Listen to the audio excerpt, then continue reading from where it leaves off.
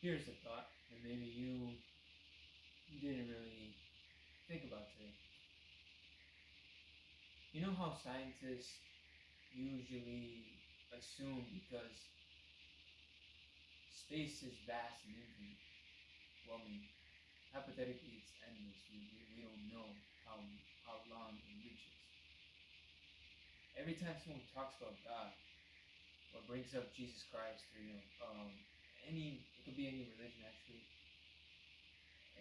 anything God related, they always point towards culture by saying, it's very normal and humanistic, like Brian Cox. No, no, what's the word? No offense. I'm not trying to offend him or anything or talk bad about him, but he said that it's very normal for a human to experience religion because of culture. First of all, who is he to say that? Essentially, what scientists, and I'm tired of seeing it, because I would go as far to say that even before I knew Christ, I was a scientist. I experimented on stuff. I experimented on spiritual beliefs. I experimented on philosophy, understanding causality, trying to experiment by using my mind. I would consider myself, I would say I'm a scientist in the way I think. And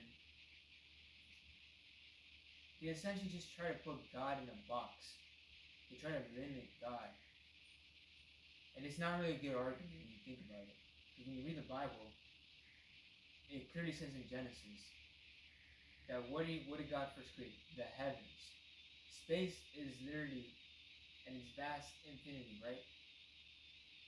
Hypothetically speaking, right? Or, its vast emptiness, whatever.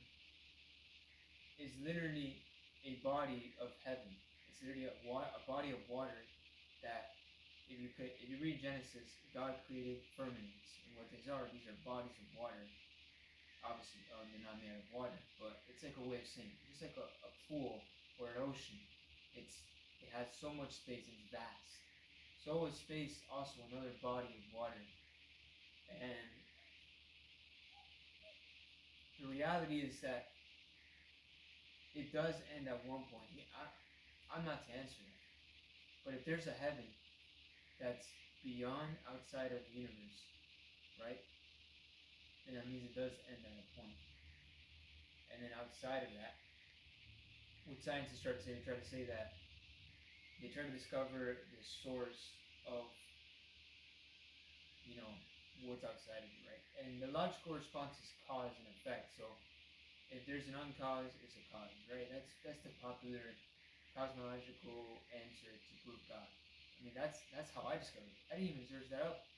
I remember I would go outside and look around, and the very first time I understood cause and effect, I truly believe it was an angel or maybe God um, making me think of how the world was created, questioning how it was, designed, and it had to be through cause and effect, right? But scientists go so far to say that the universe could be eternal. But if that's true, then that means heaven is in space, and space is infinite. So that means that space was before God, which doesn't make sense because the Bible literally says, "I am that I am." He just is. Before nothing, he was God. God was there. But here's another thing that would be a better argument. Like, I would say this would be a better argument against God than what most scientists use by saying, "Oh, God is just a cultural thing." This would be a better argument. If it was just God, right, and I still believe in God, this is just gonna be a better argument. If it was just God, what is place then? Was he just like? Is his whole body just covering everything? Like, what is a place? A place is literally a thing where you can stand on air, where you can literally see perspective. If there is like no such thing as place, like the concept of just standing on ground and just um touching air. That's called a place, right? This is a place. This is a room. This is like a living room. There's a gaming room. So there was just God. And what is a place then? Right? But then, God is God. So I would just counter my own argument by saying God is God.